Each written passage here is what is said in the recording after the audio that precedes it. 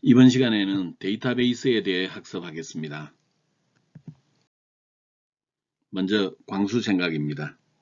남자가 우린 좋은 친구지 라고 물어보죠. 그래서 이 학생이 그럼 우린 좋은 친구지 라고 대답했습니다. 사랑한다 말하면 그 사람이 멀어질까 두려워 평생을 서로 살아가면서 친구로 지내는 두 사람입니다. 그랬네요.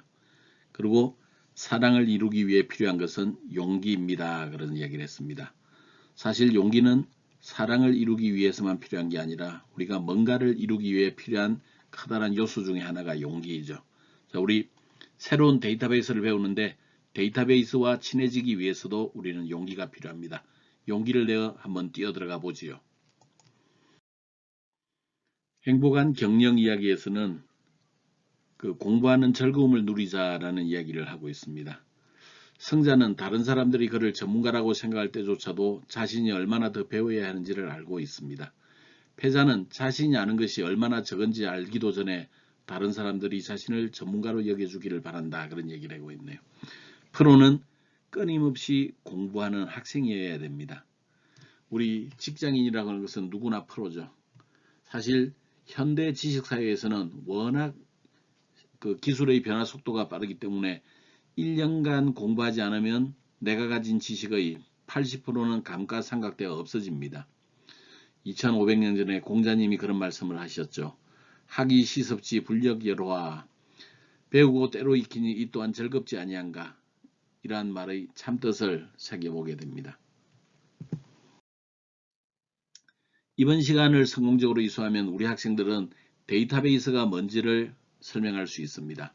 또한 데이터베이스를 직접 설치할 수가 있습니다. 나머지 것들은 우리 데이터베이스 이 시간에 쭉 내용을 살펴보도록 하겠습니다.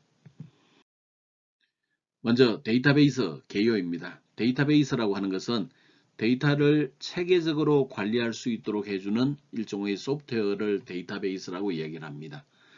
데이터베이스는 여러 사람이 공유할 목적으로 방대한 데이터를 체계적으로 관리하고 저장하고 효율적으로 검색 가능한 그런 프로그램입니다.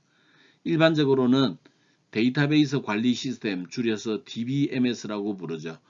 DBMS를 포함하는 개념입니다.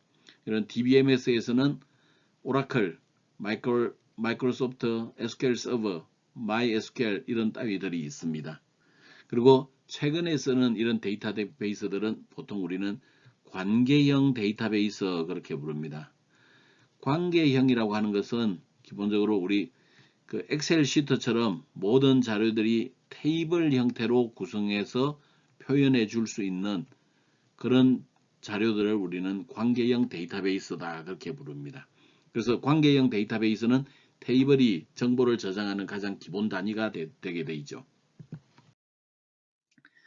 데이터베이스는 우리가 달리 말할 때는 데이터베이스를 저장하는 곳, 데이터 플러스 베이스, 기지 역할을 합니다. 데이터의 기지 역할을 하는 게 데이터베이스죠.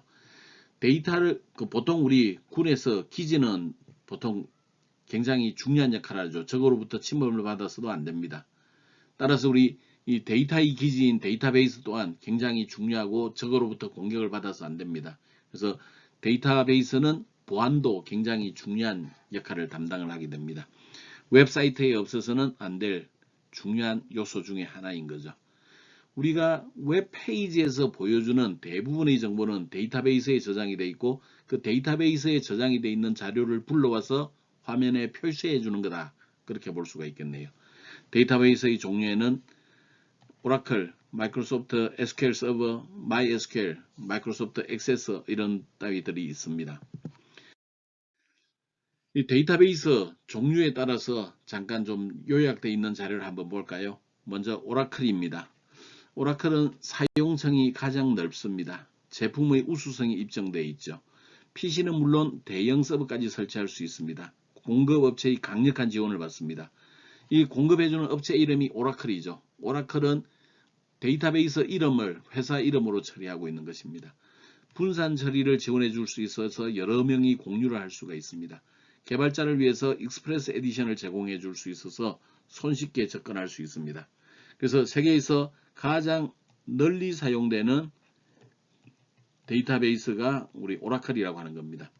근데 이 오라클도 단점이 있는데 DBMS를 운영하려면 하드웨어 자원이 좀 좋아야 됩니다. 서버가 좀 어느 정도 확보가 돼줘야 효과를 발휘할 수 있습니다. DBMS 관리가 굉장히 복잡하죠. 그래서 보통 오라클을 쓰기 위해서는 최소한 DBA가 한 명은 꼭 필요하게 됩니다. 동종 데이터베이스 DBMS에 비해서 가격이 상당히 비쌉니다. 우리 학교도 메인 데이터베이스는 오라클을 사용을 하고 있죠. 다음 두 번째 MySQL이라고 하는 겁니다. MySQL은 개발자들에게 공개된 라이선스 정책, 저렴한 가격, 심지어는 우리가 공짜로 도입할 수 있습니다. 그래서 중소규모 서비스에 적합하도록 되어 있습니다. 사람들이 지속적으로 성능 향상을 함으로써 많은 부분에서 대형 데이터베이스에 비해서 손색이 없을 정도로 발달되어 있습니다. 근데 최근에는 오라클에 인수되어 있고 오라클에 인수됨으로 인해서 상용 라이선스나 기술 지원을 받을 수가 있게 되어 있습니다. 근데 기술 지원을 받으려면 상용 라이선스가 있어야 돈을 지불해야만 기술 지원을 받거나 AS를 받을 수 있습니다. 일반적으로 성능이 떨어질 것이라고 하는 인식이 팽배한데 절대 그렇지 않습니다. 그러나 대형 데이터베이스를 썼는데 관리 자원은 다소 부족한 것은 사실입니다. 문제는 오라클에서 인수한 후 발전이 둔화가 되어 있고 마리아 DBO로 이전이 가속화되고 있습니다. 사실은 이 MySQL이 M&A에 오라클에 M&A 되어버렸는데 통합이 되어버렸는데 일반적으로 M&A를 할 때는 두 가지 이유로 인해서 M&A를 합니다. 첫 번째는 거기에 대한 기술이 나한테 필요하다. 그럴 때 돈을 주고 회사를 삽니다. 두 번째는 나의 경쟁 상대를 제거해주는 그런 목적으로도 요 M&A를 이용해서 그 제품을 사버리기도 합니다. 오라클이 MySQL을 이제 사버렸을 때 인수를 했을 때는 1번, 2번 중에서 어떤 이유로 했을까요? 아마도 어쩌면 2번의 목적, 경쟁 상대를 없애기 위한 목적으로 MySQL을 인수했을 가능성도 있습니다. 만약에 그렇다면 앞으로 MySQL이 어떻게 될는지는 아무도 장담할 수가 없는 상황이 됩니다. 세 번째는 마이크로소프트 SQL 서버입니다. 세계에서 두 번째로 많이 사용되는 서버이고 현재 우리 수업 시간에 널리 이용할 서버입니다. 이것은 이전에 사이베이스라고 하는 회사에서 운영하고 있던 그 데이터베이스 서버인데 이 사이베이스 회사를 마이크로소프트에서 통째로 사버렸죠. 그래서 기술을 도입을 해서 이제 마이크로소프트에서 관리하고 있습니다. 초기 도입 비용은 비교적 저렴한 편입니다. 내가 그냥 산다면 그냥 몇십만 원짜리 서버를 구축할 수도 있습니다. 윈도우 서버 환경에서 최적화되어 있습니다. 이것은 장점이기도 하지만 단점이기도 합니다. 단넷 개발 플랫폼과 통합이 되어 있어서 우리 비주얼 스튜디오에서는 곧바로 그 SQL 서버와 MS SQL 서버와 관련되어 있는 자료들은 곧바로 단넷 플랫폼에서 불러드릴 수도 있습니다. 단점으로서는 윈도우 서버 운영 체제에서만 동작된다는 게 치명적인 단점입니다. 세상에는 사람들이 윈도우 운영체제만 사용하지 않습니다.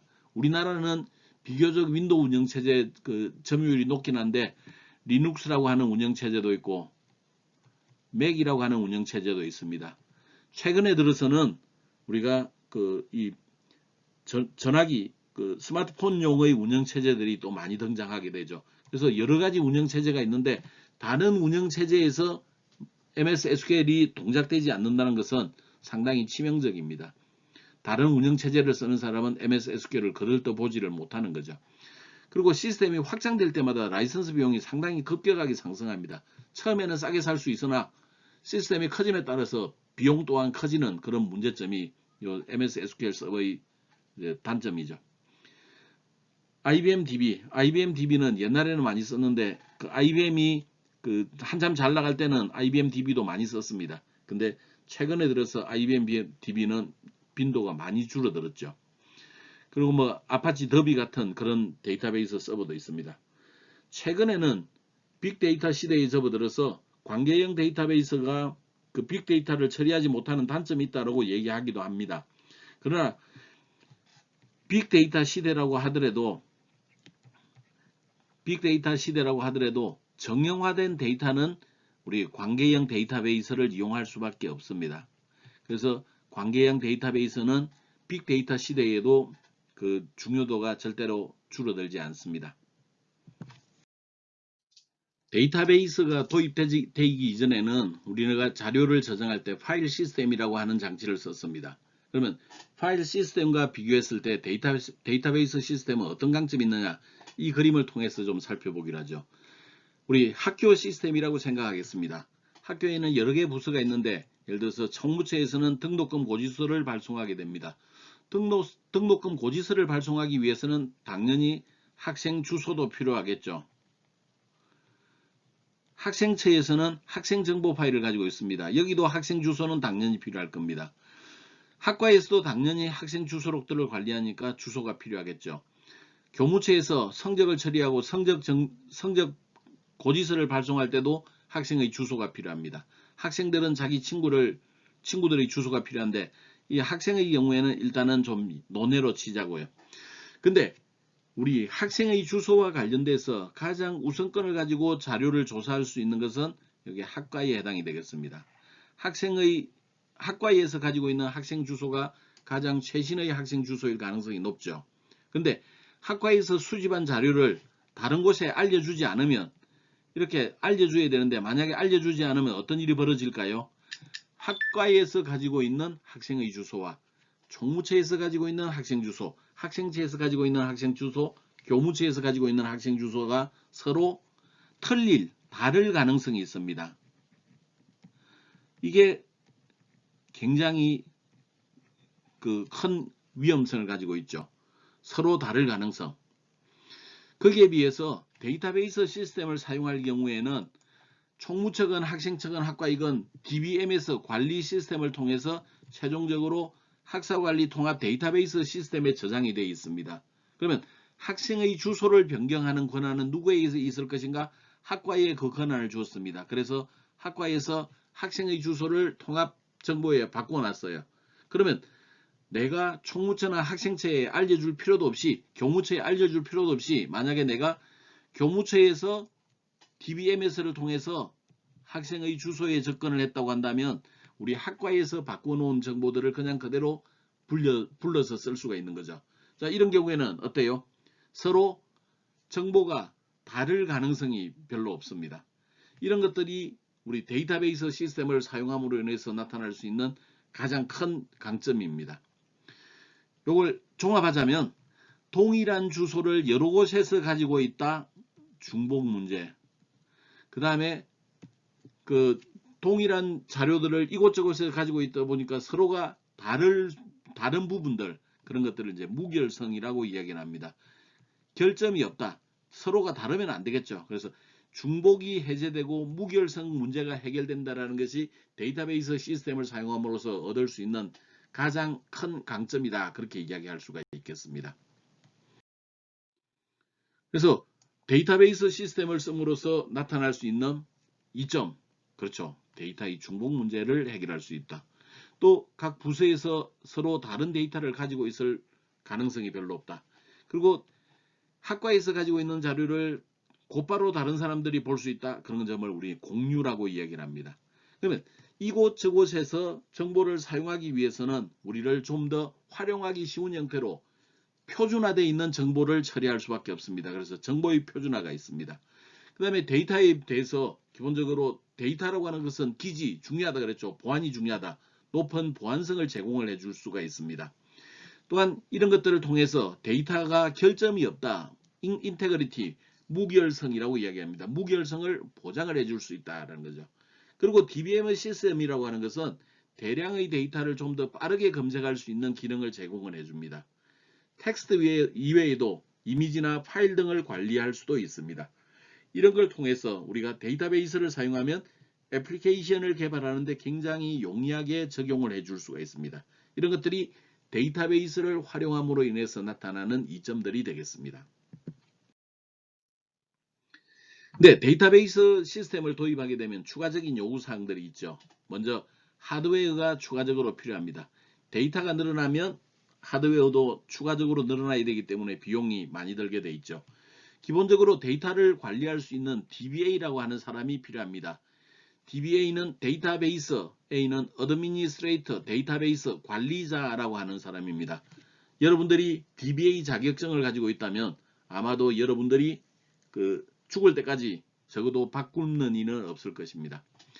데이터 백업 복구와 관련한 전문 기술이 필요하고 데이터 백업을 하는데도 매체가 필요하기 때문에 비용이 드는 그런 점들이 있습니다.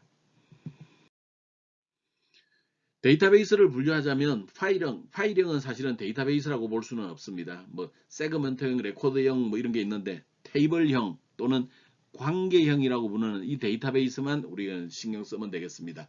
그래서 관계형 데이터베이스 관리 시스템, 그래서 줄여서 RDBMS라고 부릅니다. RDBMS에서 R은 Relational이라고 하는 것의 두 문자가 되겠습니다. 그래서 뭐 클래스형도 요즘은 도입이 됐으나 클래스형도 테이블형의 확장이다. 그렇게 볼 수 있으니 테이블형만 우리가 신경을 잘 쓰면 되겠습니다. 관계형 데이터베이스에서는 가장 기본적으로 정보를 저장할 수 있는 것들을 우리는 테이블이라고 부른다 그랬습니다. 테이블은 엑셀의 워크시트처럼 구성이 되어 있습니다. 그래서 아래쪽으로 보통 이렇게 번호가 늘어나면서 레코드 숫자를 표시해주고 이렇게 세로 방향으로 저장을 할 수 있는 그런 정보들이 들어 있습니다. 자, 세로 방향으로 존재하는 이 정보들을 우리는 필드, 열, 칼럼 이렇게 부르게 됩니다. 필드, 열, 칼럼 그렇게 부릅니다. 그 다음에 가로 방향으로 한 줄에 해당되는 것을 레코드, 행 그렇게 부릅니다. 또는 로라고 부르기도 합니다. 그리고 그 전체를 우리는 테이블이라고 부릅니다. 자, 여기에서 컬럼이라고 하는 단어 꼭 알아야 됩니다. 컬럼은 열, 필드 이렇게 다른 이름으로 쓰기도 한다 그랬습니다. 로우라고 하는 개념, 레코드라고 하는 개념을 꼭 알아야 됩니다. 그래서 관계형 데이터베이스의 테이블은 기본적으로 행, 로, 컬럼, 그 행은 레코드죠. 그 다음에 열, 칼럼, 필드 이런 형태로 구성이 되어 있고 그 중에서 가장 위에 있는 이름에 해당되는 것들을 컬럼명, 필드명 이렇게 씁니다. 그래서 우리 테이블이 관계형 데이터베이스의 테이블이 어떤 형태로 구성이 되어 있다라는 것을 잘 이해하고 있어야 됩니다. 그리고 여기에 있는 단어들의 뜻은 명확하게 구분할 수 있어야 되겠네요. 그리고 한 가지 더, 모든 동작은 레코드 단위로 이루어집니다. 모든 동작이라고 하는 것은 우리가 일반적으로 데이터가 움직이는 것들은 자료를 조회하는 것, 셀렉트 문이라고 그러죠. 자료를 입력하는 것, 인서트 인투 구문입니다. 자료를 변경하는 거, 업데이트 구문입니다. 자료를 삭제하는 거, 딜리트 구문입니다. 일반적으로 우리가 데이터베이스에서 일어나는 동작들이 가장 데이터와 관련되어 있는 가장 핵심적인 동작은 저는 4가지가 있습니다. 저런 4가지는 레코드 단위로 이루어집니다. 조회도 레코드 단위로 이루어집니다. 셀렉트 그러면 한 줄 단위로 이루어지지 뭐 그냥 브로드웨이 이렇게 물론 그렇게 내가 뽑아낼 수는 있지만 기본적인 동작이 브로드웨이 뽑고 패스 뽑고 뭐 김영대 뽑고 이렇게는 좀 힘들어요. 한 줄을 쭈루룩 가져오는 조회하는 그런 형태로 구성이 됩니다. 인서트 인투 구문할 때 한 줄이 한꺼번에 슉 입력이 되는 거지 그 중에 뭐 한 개만 집어넣었다가 좀 이따가 한 개 또 집어넣고 이런 형태로 넣지는 않습니다. 모든 동작은 레코드 단위로 이루어진다. 다음은 데이터베이스에서 키라고 하는 개념을 좀 살펴보기로 하죠. 당장 데이터베이스 키 완벽하게 이해하기는 좀 어렵습니다. 그렇지만 차츰차츰 여러분들이 이런 정보들에 더 익숙해지고 잘 알아야 되는데 수시로 이런 얘기들을 하기로 하겠습니다. 데이터베이스에서의 키는 데이터를 서로 구분하기 위한 특성을 지닌 필드들을 우리 키라고 이야기를 합니다. 자, 우리 학생들을 구분하기 위해서 가장 좋은 자료가 어떤 게 있을까요? 밑에 좀 찾아보면 되는데 그렇죠. 학번이라고 하는 게 있습니다. 학번이 굉장히 중요한 키 역할을 할 수 있습니다. 학번을 알면 그 학생의 정보 다 알아낼 수 있죠. 우리가 대한민국 국민이라면 가지고 있는 굉장히 좋은 게 있어요. 뭘까요? 그렇죠. 주민등록번호. 이런 거예요. 주민등록번호. 근데 주민등록번호는 개인정보보호법에 의해서 함부로 수집하면 안 됩니다. 수집을 못하게 돼 있어요. 그래서 다른 걸 써야 돼요. 그래서 포털에서 뭘 써요? 유저 아이디라고 하는 걸 쓰는 겁니다. 이렇게 아이디를 알고 있으면 그 사람의 정보를 다 알아낼 수가 있어요. 이런 것들이 우리 키라고 부르는 겁니다. 키에는 기본적으로 기본 키라고 부르는 게 있어요. 뭐 어떤 데는 주키 그렇게 이야기를 하기도 하고 영어로는 프라이머리 키라고 부릅니다. 그 다음에 보조키, 세컨더리 키, 저건 별로 뭐 문제가 될 거고요. 후보 키라고 하는 거, 캔디데이트 키는 기본 키가 될 수 있는 후보, 이런 것들을 이제 후보 키라고 부르는 겁니다. 저는 그 중에서 우리는 이제 가장 중요한 키는 기본 키라고 부르는 겁니다. 기본 키, 프라이머리 키, 주 키, 그렇게 부르는 거예요. 절대적으로 구분되는 키를 기본 키라고 부릅니다. 앞으로 우리 제가 그런 거 이야기 많이 하죠. 객체 그러면 떠올라야 되는 두 단어, 그러면 여러분들은 속성, 메서드 그렇게 이야기해야죠. 앞으로 수시로 이런 얘기할 거예요. 기본키 그러면 떠올라야 되는 두 단어 계속 물어볼 거예요. 그러면 뭐라고 대답하느냐? 이렇게 난널, 유니크라고 대답하면 됩니다. 난널, 널 값을 허용하지 않는다. 값이 무조건 있어야 된다. 그런 뜻이 되겠고, 유니크, 유일한 그런 뜻입니다. 유일해야 된다. 근데 유니크라고 하는 것은 옆에 쓰는 것처럼 여러 개의 필드로도 유일하게 설정한다면 기본키가 될 수 있습니다. 즉 기본키는 하나의 필드에만 붙이는 게 아니라 여러 필드의 조합으로 설정할 수도 있다. 그렇게 이야기할 수 있겠네요. 지금 여기에서는 학번을 기본키로 설정을 해 두었습니다. 자, 여기에서 그 거주지를 한번 살펴보죠. 거주지라고 하는 것은 서울, 인천, 대구, 서울 이런 것처럼 서울 이런 게 겹치고 있죠. 만약에 이게 거주지라고 하는 것들도 우리가 뭔가 좀 우리나라는 그 광역자치단체라고 하는 게 있으니 광역자치단체별로 구분을 한다고 한다면 쟤네들을 별도로 뭔가 정의해 놓고 우리가 좀 더 손쉽게 처리할 수 있는 방법이 없을까? 그런 게 있죠. 그런 것들을 외래키라고 부릅니다. 외래키, 포린키라고 그래요. 여기에는 테이블 사이의 관계를 나타내 주는 겁니다. 그리고 데이터의 일관성 유지를 위해서 사용을 해주게 됩니다. 자, 개념적으로 보자면 내가 거주지를 표시를 해줄 때 거주지를 여기다가 서울, 인천, 부산, 뭐 대구, 경기 뭐 이런 형태로 하는 게 아니라 여기에다가 숫자를 넣어 두었어요. 이 숫자를 타고 갔더니 1번은 서울이야 라는 걸 알아낼 수 있게 하는 거예요. 2번은 인천이야 라고 알 수 있게 했죠. 4번은 대구야 라고 알 수 있게 해주는 거예요. 1번 서울이야 이렇게 알 수 있게 해주는 거예요. 여기에 있는 이런 것들을 우리가 외래키, 포린키라고 부르고 여기 있는 것들을 주키, 그 기본키라고 부르는 겁니다. 그러면 이 외래키를 채택하면 어떤 강점이 있느냐? 우리가 거주지를 다른 테이블의 기본키를 참조하게 하는 거예요. 참조. 그래서 존재하지 않는 데이터 입력을 방지해 주는 겁니다. 자, 여기는 빠져 있는데 만약에 우리가 학과라고 하는 것도 있다고 생각해 보죠. 학과가 있으면 우리가 학과 테이블을 넣어두고 1번은 컴공, 2번은 뷰티과 뭐 이런 형태로 넣는다면 홍길동은 1번 학과야.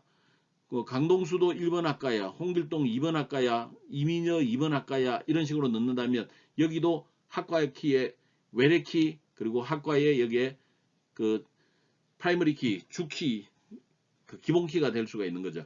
그러면 이와 같이 1번, 2번, 3 이런 식으로 집어넣게 되면 학과 테이블에 존재하지 않는 즉 엉터리 학과가 들어갈 가능성이 별로 없는 거죠.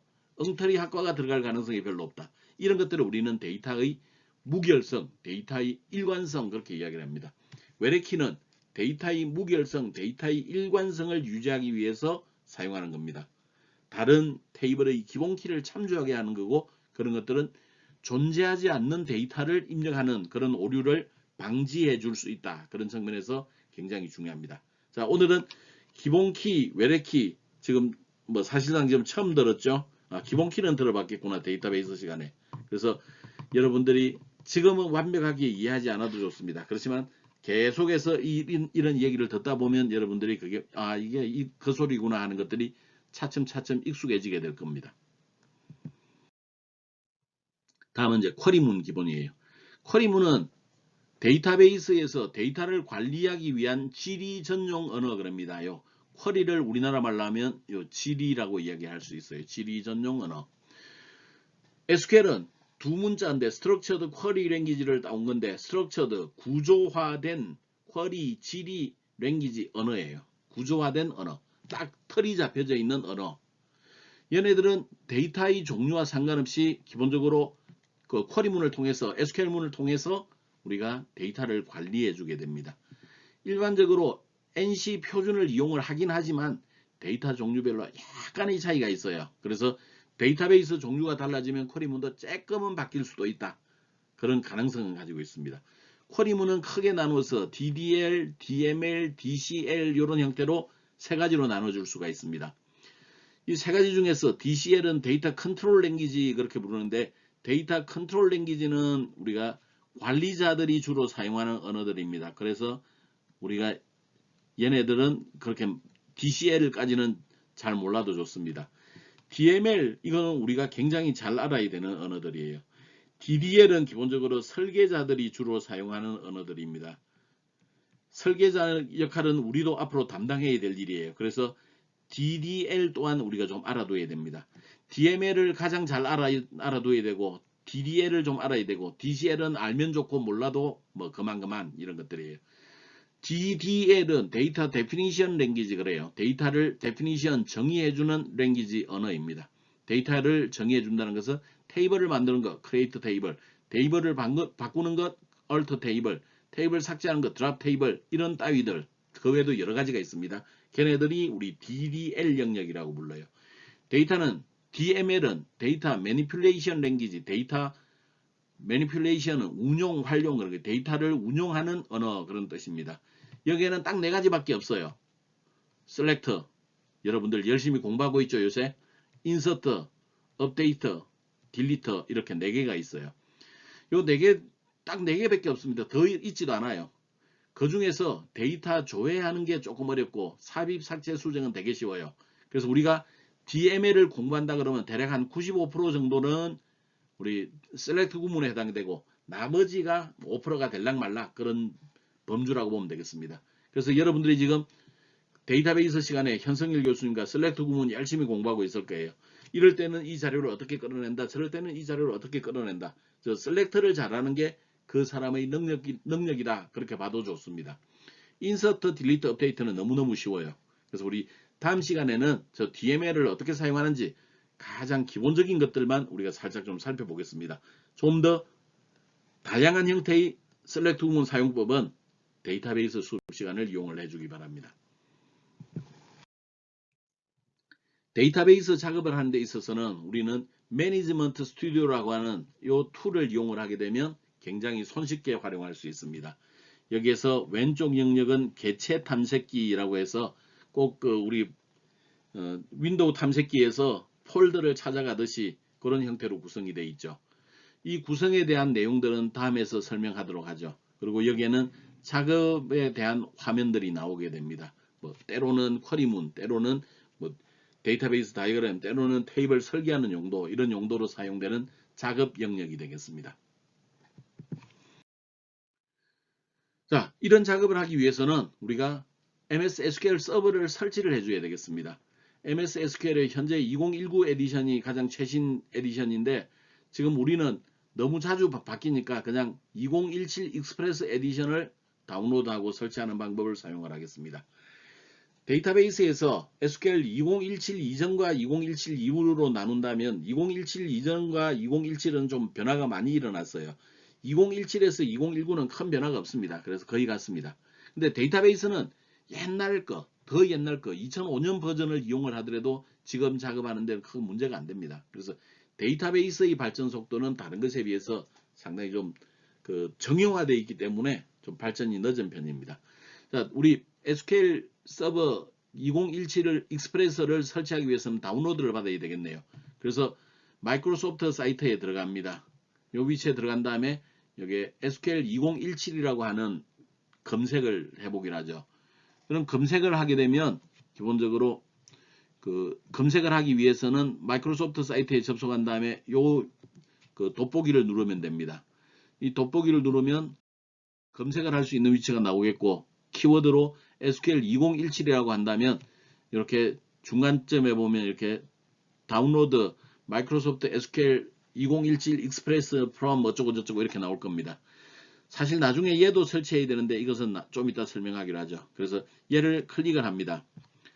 그러면 이와 같은 페이지가 나올 거고 여기에서 언어를 선택하고 다운로드를 누르겠습니다. 그러면 이렇게 아래쪽에 다운로드가 되는 것을 볼 수가 있습니다.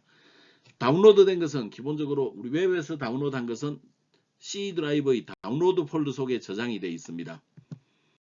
그래서 C 드라이브의 다운로드 폴더를 확인해 보면 이와 같이 여기에 그 SQL 서버 2017이 저기 다운로드 되어 있는 걸 확인할 수 있습니다.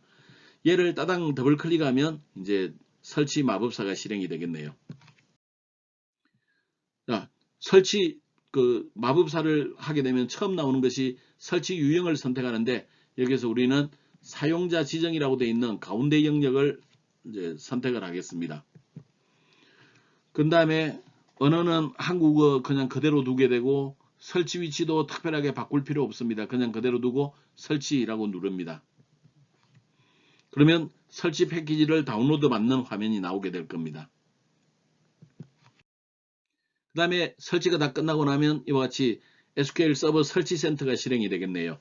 SQL 서버 설치 센터에서 우리는 새로운 걸 설치를 하려고 하는 거기 때문에 새 SQL 서버 독립 실행형 설치를 하면 되겠습니다. 그러면 설치 과정이 나오고 우리가 뭐 전역 규칙이라고 하는 것들이 나올 겁니다. 여기에 뭐 저기 컴퓨터 다시 시작 오류가 발생할 때는 컴퓨터를 다시 껐다 켜고 설치 과정을 다시 반복하면 되겠습니다. 그러면 우리 그 제품 업데이트하고 뭐 파일을 설치할 거예요. 제품 줄을 업데이트하고 이제 이쪽으로 넘어와서 이렇게 다음 누르면 될 겁니다. 그러면 우리 작업이 완료되었습니다 라고 메시지가 나올 거고, 그리고 여기에 설치 유형을 하게 됩니다.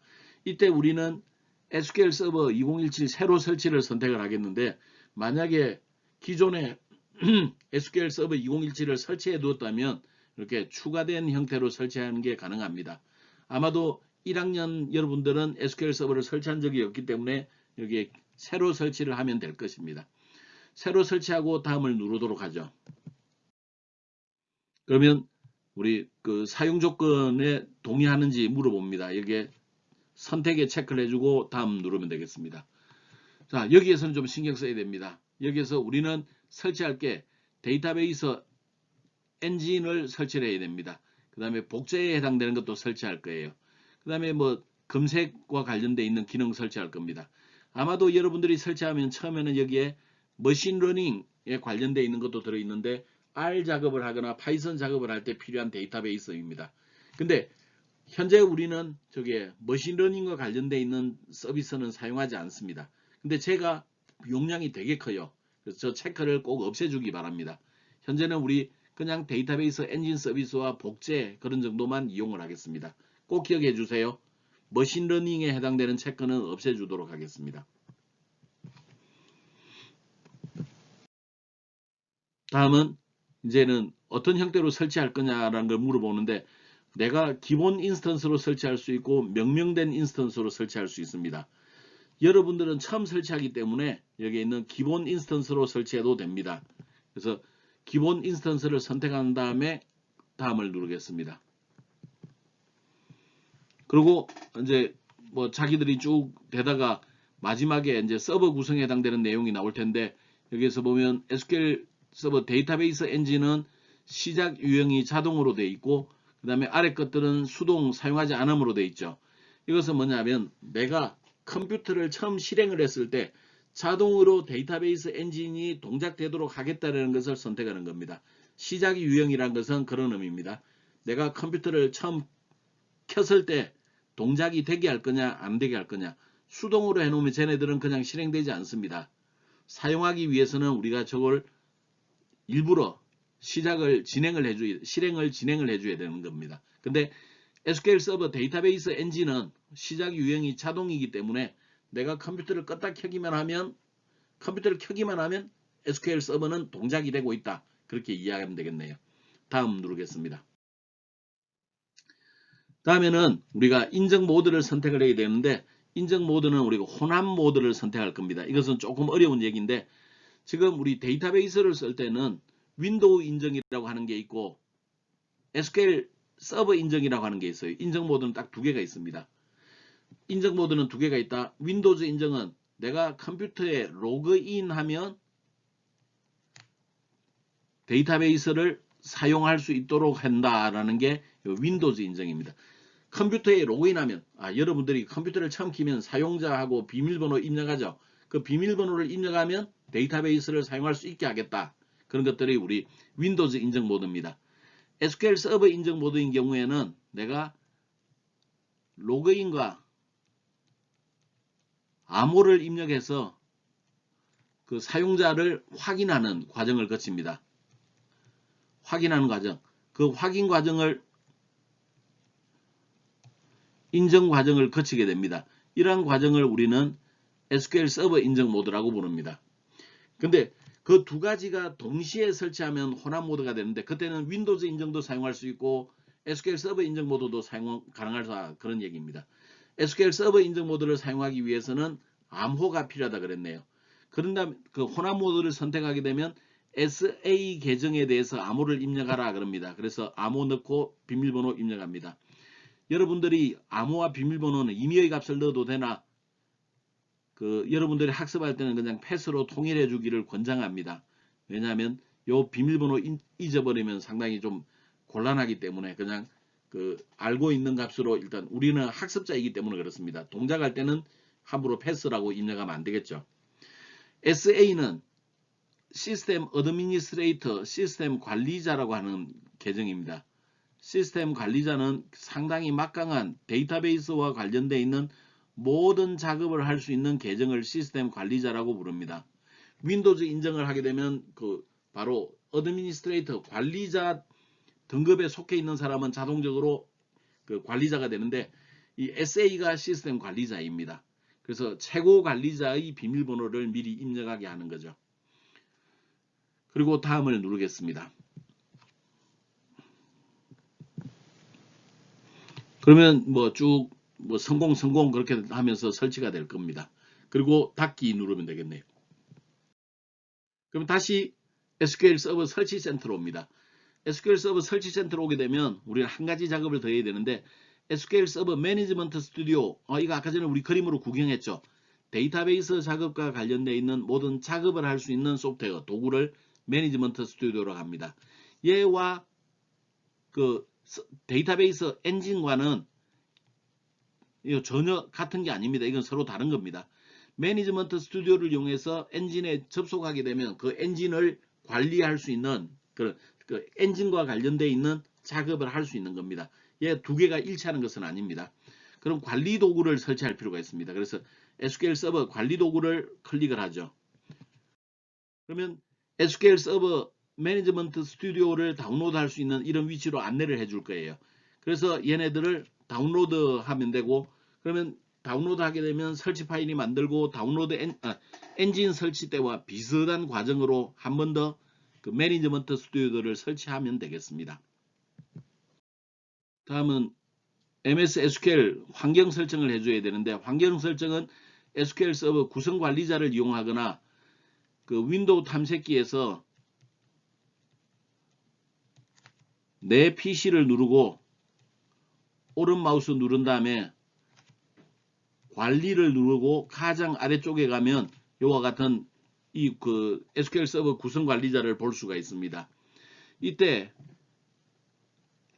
SQL 서버 네트워크 구성에 우리 SQL 서버에 대한 프로토콜을 확인하게 되면 여기에 TCP/IP 사용이 됐는지 확인을 해야 됩니다. 또한 TCP/IP에서 오른 마우스 누르고 속성을 누르면 아래 창이 나오게 되는데 여기서 현재 우리가 쓸 것은 127.0.0.1이라고 하는 요거는 로컬하고 같은 내 컴퓨터라는 의미입니다. 내 PC에 설치되어 있는 이런 의미를 127.0.0.1 혹은 로컬 호스트라고 부릅니다. 그래서 로컬 호스트에 해당되는 걸 사용할 거고 여기에 포트가 1433으로 되어 있는 것을 확인해 주기 바랍니다. 그리고 여기에 해당되는 내용은 우리가 2학년 때 좀 더 자세히 알아보도록 하겠습니다. 지금 현재는 여기 이 개념은 좀 어렵기 때문에 2학년 때 좀 더 자세히 이 내용을 살펴보겠습니다. 다음은 SQL 서버를 실행을 해보기로 하죠. 실행을 할 때는 시작을 누르고 우리 MS SQL 서버 매니지먼트 스튜디오들을 실행하면 됩니다. 또는 우리가 이 타일 영역에 실행 파일을 복사를 해둔다면 간단합니다. 그냥 이거 끌고 가서 위치해 주면 됩니다. 그러면 좀 더 손쉽게 실행할 수가 있습니다. 매니지먼트 스튜디오를 실행을 하게 되면 이런 화면이 나올 겁니다. 여기 처음에 이제 이 화면이 나와서 한참 기다리다 보면 여기에 인정을 할 수 있는 화면이 나오죠. 여기에 인증 모드가 현재는 윈도우즈 인증으로 되어 있습니다. 여기를 아래쪽 화살표 눌러가지고 펼치면 SQL 서버 인증으로 접속할 수도 있습니다. 현재는 그냥 윈도우즈 인증으로 해보기로 하죠. 윈도우즈 인증 누른 다음에 연결 누르겠습니다. 그러면 이런 화면이 나올 겁니다. 오늘 1차 시 수업은 이 화면을 여러분들이 캡처해서 두원키스에 제출해 주면 되겠습니다. 여기에 이 화면에 대한 자세한 내용들은 다음 시간에 다루도록 하겠습니다. 자, 오늘 했던 내용을 좀 복습을 해볼까요? 우리는 데이터베이스가 뭔지를 좀 살펴봤습니다. 데이터베이스는 파일 시스템의 문제점을 어떤 문제점? 크게 보면 중복이라는 문제점, 그 다음에 데이터의 불일치 문제, 이게 가장 핵심적인 두 가지였죠. 이 두 가지 문제를 해결하기 위해서 도입된 것으로서 데이터를 좀 더 손쉽게 유지 보수, 검색, 입력할 수 있는 그런 장치를 데이터베이스라고 불렀습니다. 웹에서 굉장히 중요하다 그랬네요. 그리고 데이터베이스 서버 중에서 우리가 수업 시간에 사용할 MS SQL 서버를 설치하는 과정을 해보았습니다. 아래 작업들은 우리 데이터베이스 이번 시간에 여기까지 저장 프로시저까지 살펴보도록 하겠고, 뷰는 추후에 살펴보도록 하겠습니다. 자, 영어 단어가 나왔네요. 여러분들이 잘 모르는 거 깜지로 공부하고 촬영해서 키스에 제출하면 되겠습니다. 여기까지가 영어 단어에 해당되네요.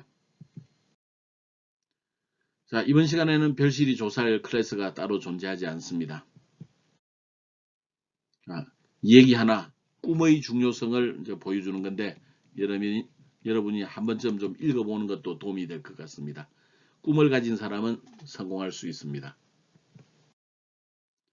자, 오늘 우리 수업은 여기까지 하도록 하겠습니다. 여러분들이 작업을 진행하다가 잘 모르는 게 있으면 SNS를 통해서 나에게 질문해 주면 되겠습니다. 또는 이제는 우리 대면 수업을 하게 되죠. 대면 수업 시간에 질문하면 내가 자세히 다시 안내해 주겠습니다. 질문할 때 우리가 가장 어려워하는 거 이거죠. 노덤 캐션. 어리석은 질문은 없는 법입니다. 자, 이번 주 1차 시에는 여기까지 하겠습니다. 여러분들 수업 듣느라 고생 많았고 잠시 쉬었다가 2차 시에서 다시 만나도록 하겠습니다.